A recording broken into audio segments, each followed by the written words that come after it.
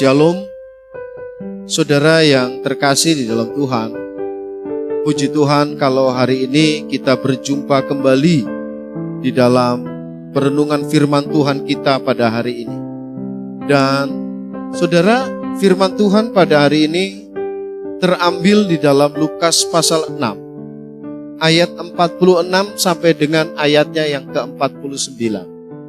Firman Tuhan berkata demikian. Mengapa kamu berseru kepadaku, Tuhan, Tuhan, padahal kamu tidak melakukan apa yang aku katakan? Setiap orang yang datang kepadaku dan mendengarkan perkataanku, serta melakukannya, aku akan menyatakan kepadamu, dengan siapa ia dapat disamakan? Ia sama dengan seorang yang mendirikan rumah. Orang itu menggali dalam-dalam dan meletakkannya, dasarnya di atas batu. Ketika datang air bah dan banjir melanda rumah itu tidak dapat digoyahkan, karena rumah itu kokoh dibangun. Akan tetapi barang siapa mendengar perkataanku, tetapi tidak melakukannya, ia sama dengan seorang yang mendirikan rumah di atas tanah tanpa dasar. Ketika banjir melandanya, rumah itu segera rubuh dan hebatlah kerusakannya.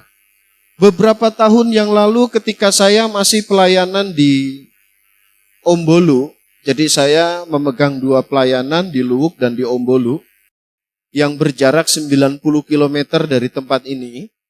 Dan satu saat saudara, di daerah Ombolu terjadi banjir, dan banjir itu sangat dahsyat sekali.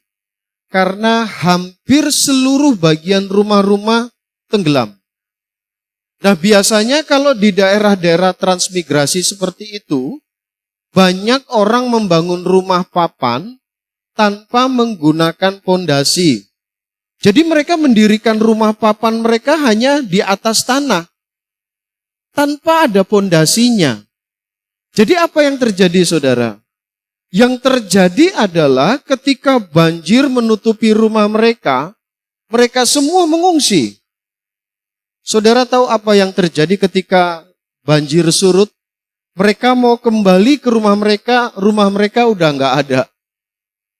Kenapa udah nggak ada? Karena rumah mereka ketika banjir melanda, rumah papan, rumah kayu, dan kemudian terapung rumah itu dan hanyut. Jadi waktu mereka kembali ke rumah mereka, semua rumah-rumah mereka udah nggak ada. Kalaupun toh ada, rumah mereka hancur, saudara. Tetapi bagaimana dengan rumah-rumah beton yang kemudian menggunakan pondasi, masih tetap berdiri kokoh. Sekalipun banjir melanda rumah itu, benar, rumah itu pasti akan kotor. Benar, pasti ada dampaknya. Tetapi saudara yang terkasih di dalam Tuhan, rumah itu tetap berdiri kokoh dan lambat laun. Orang yang memiliki rumah tersebut mulai memperbaiki lagi, mulai dicat lagi, mulai dibersihkan lumpurnya, dan kemudian indah lagi. Nah, hari ini firman Tuhan yang akan kita bahas adalah, saya mau berbicara tentang rahasia bagaimana kita membangun kehidupan kita, agar kehidupan kekristenan kita menjadi kekristenan yang kokoh, yang kuat. Ketika kita menghadapi ujian, ketika kita menghadapi badai hidup ini, ketika kita menghadapi persoalan, ketika kita menghadapi tantangan, tidak terjadi apa-apa dalam hidup kita, kita tetap kokoh, tetap kuat, dan kita tidak menjadi anak-anak Tuhan yang cengeng. Karena saya melihat begitu banyak anak-anak Tuhan yang hancur. Ketika mereka menghadapi ujian, ketika mereka menghadapi cobaan, ketika mereka menghadapi pergumulan, ketika mereka menghadapi tantangan hidup, mereka tidak tahan, mereka tidak kuat. Dan pada akhirnya kehancuran terjadi di dalam kehidupan mereka. Saudara yang kekasih, di dalam ayat firman Tuhan yang kita bahas pada pagi hari ini, saudara, apa yang harus kita lakukan supaya kita menjadi anak-anak Tuhan yang kokoh. Namun sebelum kita membahas tentang bagaimana cara agar kita menjadi anak Tuhan yang kokoh, tak tergoyahkan ketika kita menghadapi persoalan hidup, saya mau bahas dulu, ada satu kelompok kekristenan atau orang Kristen tong kosong. Jadi kelompok ini saya namakan orang Kristen tong kosong. Kalau tong kosong dipukul apa? Bunyinya nyaring. Dia bicara tentang Tuhan. Dia ngomong tentang Tuhan. Dia akan berkata-kata tentang Tuhan. Tapi lihat, pada ayatnya yang ke-46, di situ dikatakan, Yesus protes. Mengapa kamu berseru kepadaku, Tuhan, Tuhan, padahal kamu tidak melakukan apa yang aku katakan. Kamu panggil aku Tuhan. Kamu memanggil aku Tuhan. Jadi banyak orang-orang pada waktu itu mendengarkan pengajaran Yesus. Mereka menyebut Yesus Tuhan. Mereka memanggil Yesus Tuhan. Tetapi setiap perkataan yang Yesus sampaikan, setiap firman yang Yesus sampaikan, mereka nggak suka melakukannya. Jadi Anda lihat. Jadi kalau boleh saya bilang, ini anak Tuhan yang tong kosong. Berbicara tentang Tuhan. Ngomong tentang Tuhan. Tetapi tidak suka. Tidak mau merenungkan firman Tuhan. Tidak suka melakukan firman Tuhan. Bahkan terkadang firman Tuhan dianggap sesuatu yang menyakitkan hidupnya. Bicara tentang Tuhan, ngomong tentang Tuhan, tapi tidak tertarik tentang firman Tuhan. Saudara, terkadang kita begini, kita seperti anak kecil terkadang, seringkali. Kalau anak kecil itu seringkali sedikit-sedikit balik minta uang, sedikit-sedikit balik minta uang. Mereka cuma berharap tangan kita, tapi mereka gak peduli dengan hati kita. Pokoknya yang penting mereka cuma minta, aku minta uang dong, aku minta uang dong. Mereka gak peduli dengan perasaan kita terkadang. Mereka tidak peduli dengan keadaan kita terkadang. Mereka tidak peduli dengan situasi yang kita alami. Seringkali kita berkata, nak, cobalah. Kamu kan tahu, kalau hari ini papi gak punya uang.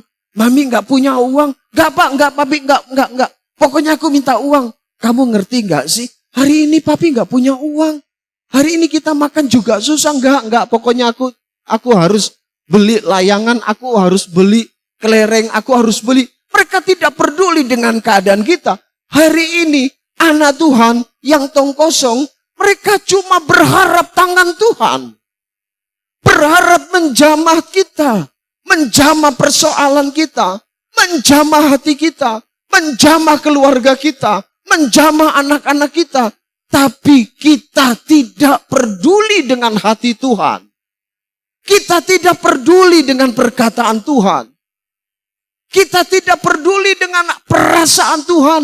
Apakah hidup yang kita hidupi hari ini, apakah yang kita lakukan hari ini menyenangkan hati Tuhan atau tidak?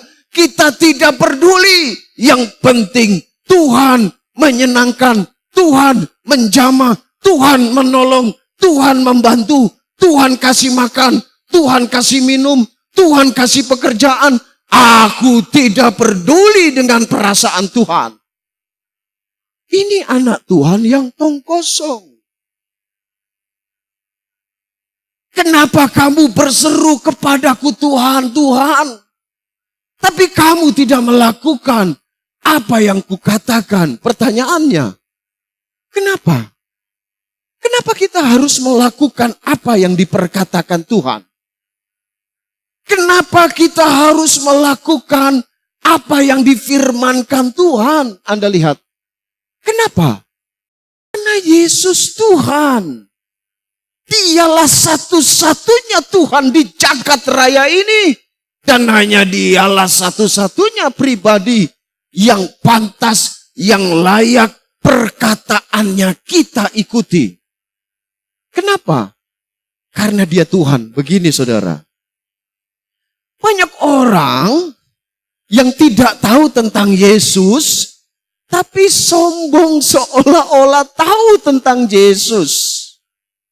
Banyak orang di luar sana merasa dirinya ahli tentang Yesus, padahal sama sekali tidak tahu tentang Yesus, dan dengan angkuhnya bertanya kepada orang-orang Kristen yang juga tidak tahu apa-apa tentang Yesus. Anda tahu nggak pertanyaan andalan mereka begini? Kalau Yesus Tuhan, tunjukkan satu ayat saja di dalam Alkitab, di mana dari mulutnya Yesus sendiri dia mengatakan bahwa dia adalah Tuhan. Banyak orang-orang di luar sana merasa dirinya lebih tahu dari orang Kristen, lebih tahu dari para teolog, dan mereka dengan sombongnya di internet bertanya, tunjukkan satu ayat saja di dalam kitab Injil, di mana Yesus dengan mulutnya sendiri berkata bahwa dia adalah Tuhan. Anda lihat, dari ayat yang kita baca saat ini, yang kita bahas saat ini sudah membuktikan bahwa Yesus adalah Tuhan dari perkataannya. Dia bilang begini, kamu berseru kepadaku, Tuhan, Tuhan. Jadi ini orang-orang yang ada di hadapannya dia, di mana Yesus sedang mengajar mereka, dan mereka semua memanggil Yesus Tuhan.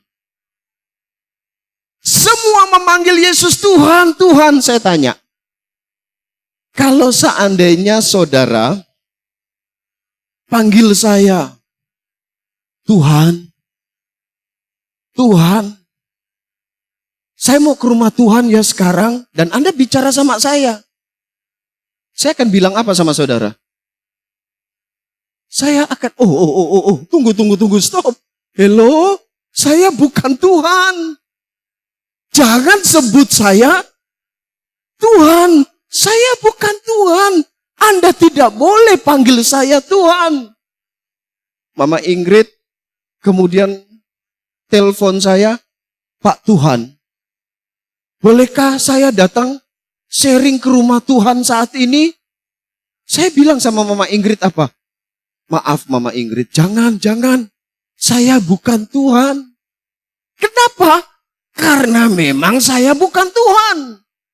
Itu sebuah kejahatan besar kalau seorang manusia menyebut dirinya, menganggap dirinya adalah Tuhan. Tapi Anda lihat, pada waktu orang banyak memanggil Yesus Tuhan, Tuhan, apakah kemudian Yesus melarang mereka memanggil Yesus Tuhan? Tidak. Dia berkata, mengapa engkau memanggilku Tuhan, Tuhan, dan engkau tidak melakukan perkataanku? Ini merupakan sebuah jawaban, sebuah pengakuan, sebuah perkataan yang dimana dari mulutnya sendiri Yesus mengakui kalau dia Tuhan. Oke, itu yang pertama. Mari kita lihat ayat yang kedua. Mari kita lihat di dalam Yohanes 13 ayat 13.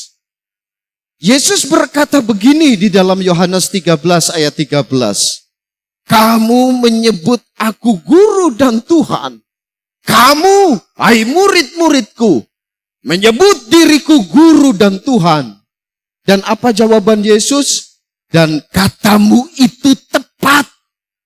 Sebab memang akulah guru dan Tuhan. Anda lihat. Ini adalah peristiwa malam sebelum Yesus disalibkan. Yesus mengundang mereka untuk berbincang, bercakap-cakap, berbicara, dan Yesus mengatakan, kamu menyebut aku guru dan Tuhan selama ini, itu tepat. Itu benar.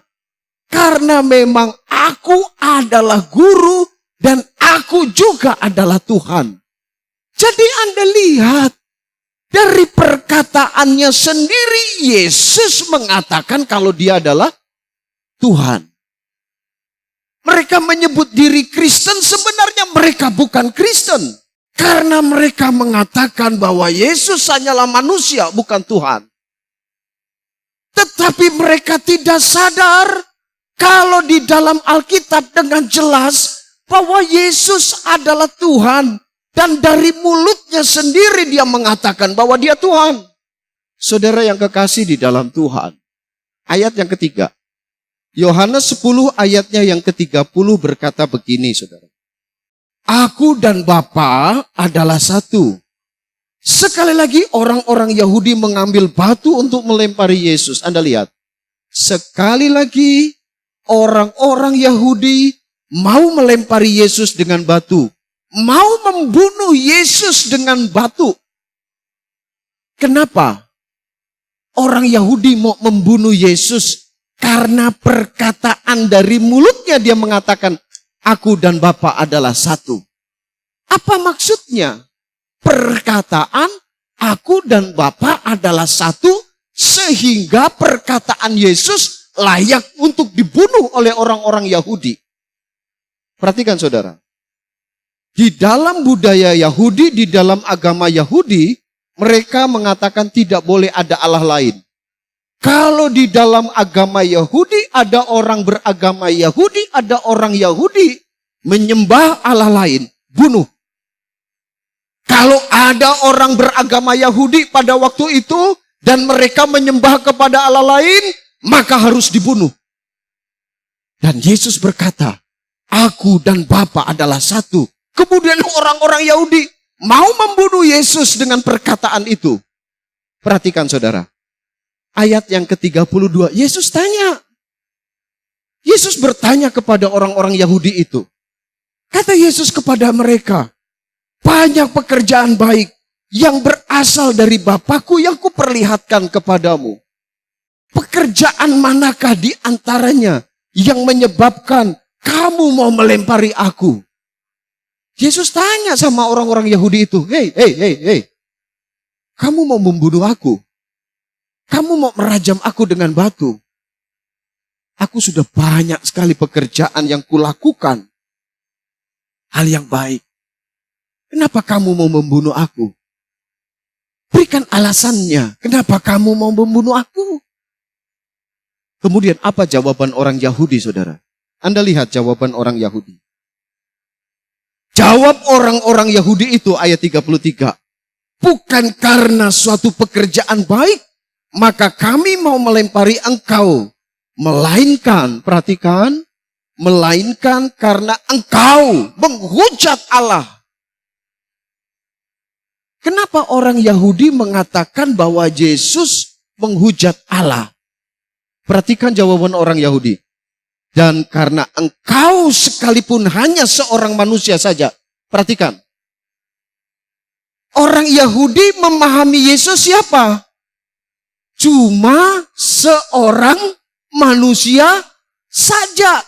Hari ini banyak orang menghina Yesus, mengatakan Yesus cuma manusia saja, berarti mereka tidak beda dengan orang Yahudi yang menganggap Yesus cuma manusia.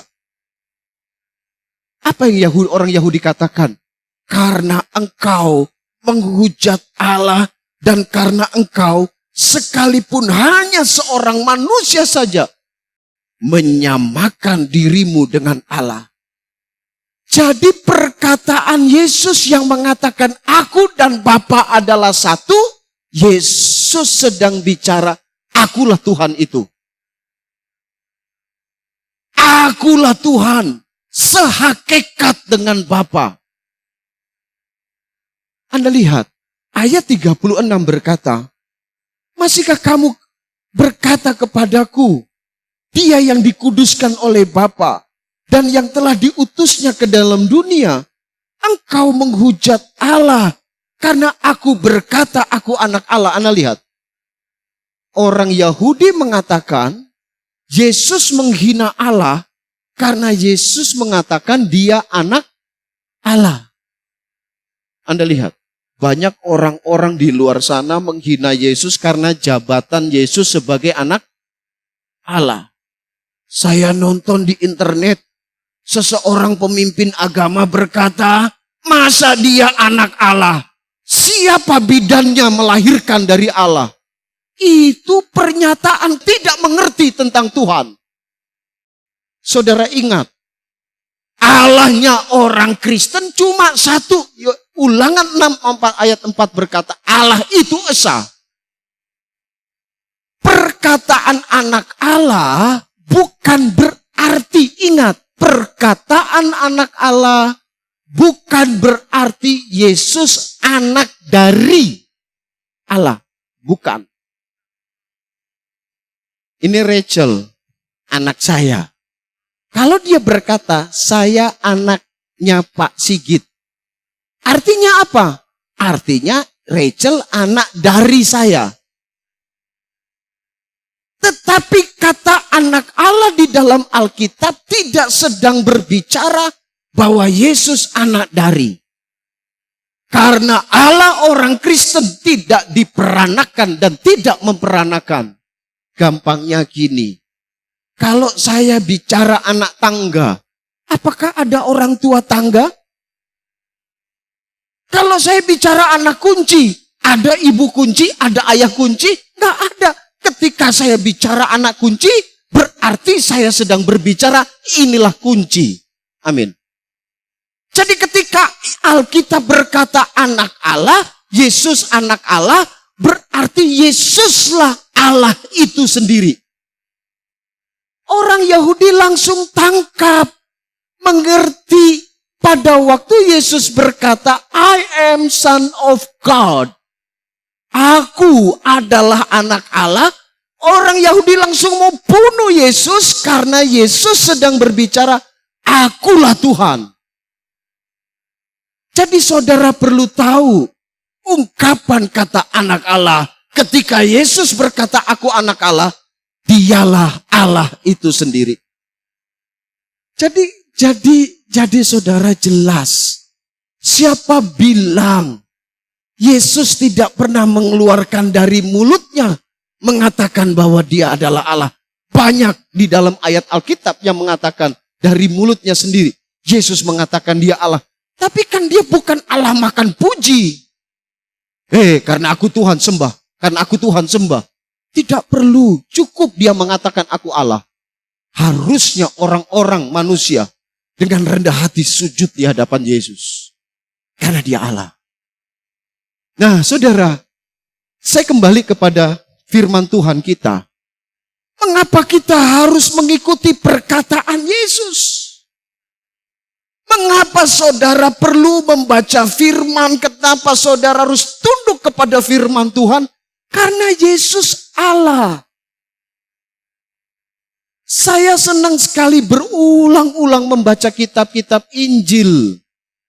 Saya senang sekali membaca kitab Lukas berulang-ulang. Saya senang sekali membaca kitab Matius berulang-ulang. Saya mempelajari tentang bagaimana Yesus bekerja, bagaimana Yesus mengeluarkan firman-Nya. Sungguh menyegarkan hati ini. Perhatikan ayat yang ke-47 di dalam Lukas pasal 6 yang kita bahas. Setiap orang yang datang kepadaku, Anda lihat, Yesus mau setiap orang, setiap kita datang kepada Yesus. Bukan meninggalkan Yesus, datang kepada Yesus melalui doa. Jadi kalau anak Tuhan tidak berdoa, anak Tuhan tidak mengambil waktu untuk menyembah Tuhan. Berdoa itu bukan cuma di gereja, saya ulang-ulang.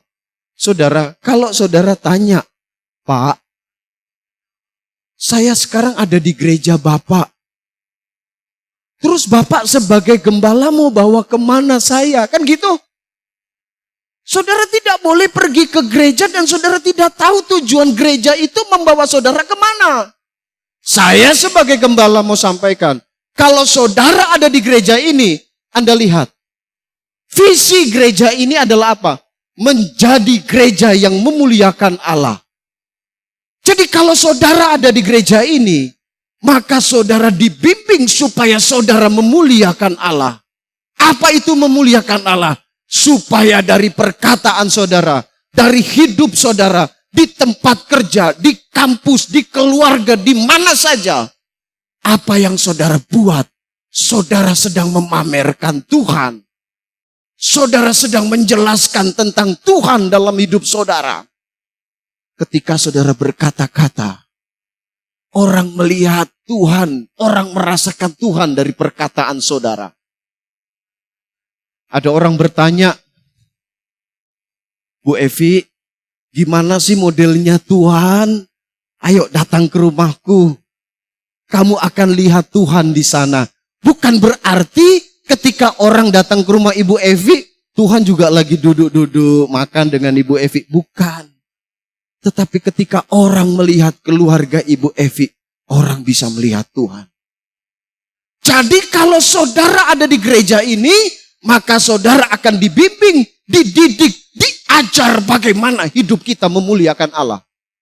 Bagaimana cara kita memuliakan Allah? Ingat, Menjadi gereja yang memuliakan Allah dalam misinya.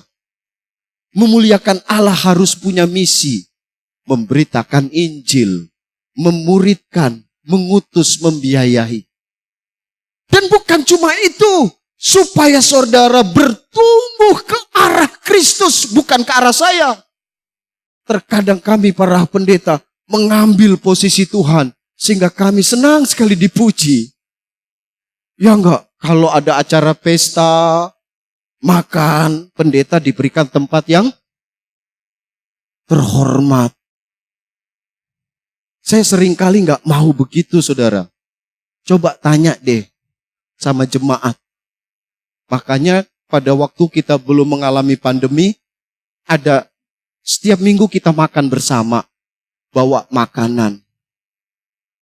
Kenapa saya dengan ibu belum mau makan? Karena kami harus pastikan semua jemaat sudah makan dulu, baru kami mau makan. Karena kami hamba. Nah, tujuan Anda di gereja ini adalah supaya Anda bertumbuh ke arah Kristus dan mencintai firman-Nya. Dan kemudian kita memiliki persekutuan yang penuh dengan kasih mesra. Untuk apa beribadah kemudian gontok-gontokan di dalam? Gak enak. Itu bukan persekutuan. Itu gereja cuma jadi ring tinju. Ya enggak? Nah, saudara kembali. Firman Tuhan berkata, setiap orang yang datang kepadaku, datang dalam doa, datang merenungkan firman Tuhan, kemudian datang dengan punya hubungan yang akrab dengan Tuhan. Selalu datang kepada Tuhan.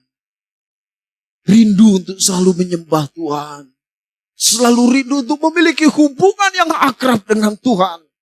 Setiap pagi dia datang kepada Tuhan dengan kerendahan hati dan berkata, Tuhan, aku ingin datang ke dalam hadirat-Mu, menyembah-Mu. Aku ingin merasakan kasih-Mu yang besar. Bukan ketika bangun pagi kita langsung beribadah di muka cermin.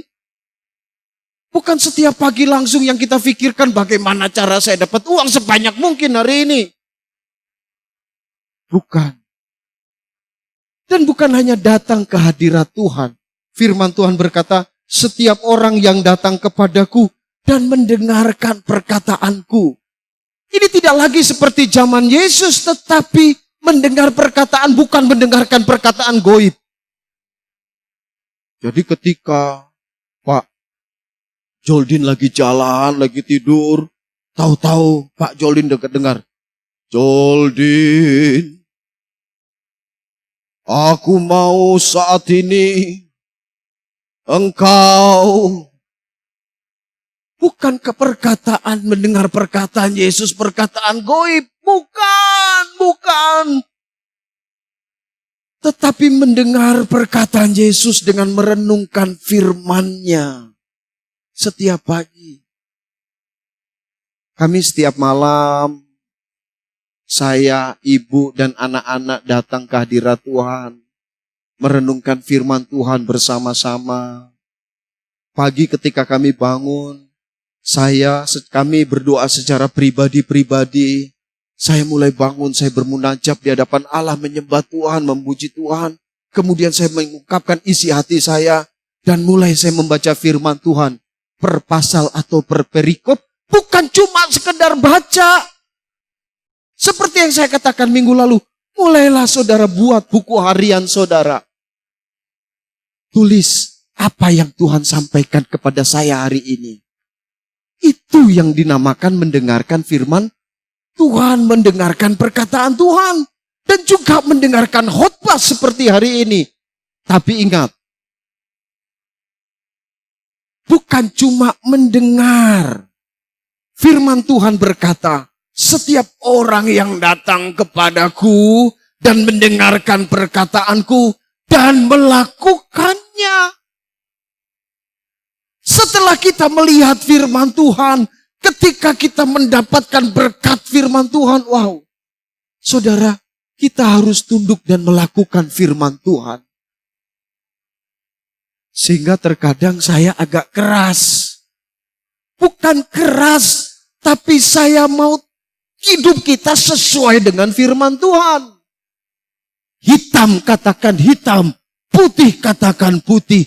Tidak ada abu-abu.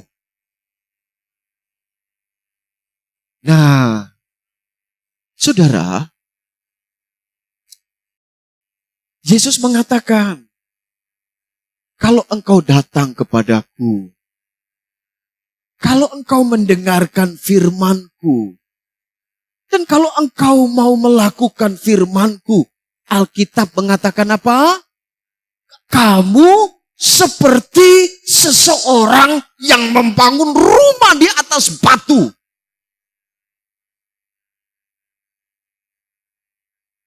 Kalau kamu mendengarkan firman-Ku, engkau mendengarkan khotbah ini, dan engkau melakukan firman Tuhan, engkau sama dengan membangun rumah dengan pondasi batu yang kuat dan kokoh. Ketika banjir datang, ketika topan datang, rumah itu tetap kokoh. Firman Tuhan berkata pada ayat 48, ia sama dengan seorang yang mendirikan rumah. Orang itu menggali dalam-dalam dan meletakkan dasarnya di atas batu. Ketika datang air bah dan banjir melanda rumah itu tidak dapat goyah. Karena rumah itu kokoh dibangun. Saudara, anak Tuhan yang hidup di dalam firman Tuhan, yang selalu merenungkan firman Tuhan siang dan malam, setiap pagi selalu membaca firman, selalu merenungkan firman, dan melakukan firman Tuhan. Ia menjadi anak Tuhan yang kokoh tak tergoyahkan. Ada pergumulan keluarga, dia tetap kuat. Ada pergumulan tentang ekonomi, dia tetap kuat. Dia tidak pernah meninggalkan Tuhan. Dia tidak pernah mengecewakan Tuhan. Dan dia tetap berdiri kokoh. Karena dia hidup di dalam firman Tuhan. Banyak anak Tuhan gagal karena tidak mau. Tidak peduli dengan firman Tuhan. Alkitab cuma ditaruh di atas lemari. Dan nanti dibuka lagi pada hari Minggu. Anda lihat, tujuan gereja kita, supaya kita semua mencintai firman-Nya.